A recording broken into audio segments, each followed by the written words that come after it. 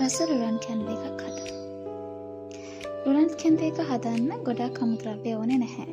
ඕන වෙන්නේ පොල් කිරි, රුලන්, සීනි, රස කරගන්න වැනිලා, ඒ වගේම රසය වැඩි කරගන්න කජු, ප්ලම්ස් වගේ දේවල් ටිකක්.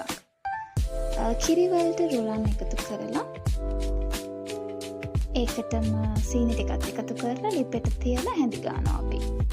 ඒක විනාඩි 5ක්වත් යන්නේ නැහැ. විනාඩි 2-3කින් මේක ගාන වෙනවා. ඒක රුලන් ටික තැම්බෙනවා. එතකොට අපි වැනිලා ටිකත් එකතු කරනවා.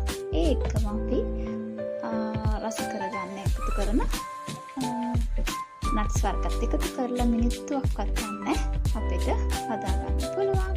මේ රස රුලන් කැන්ඩි එක. මේක හදලා බලන්න. හරිම රසයි.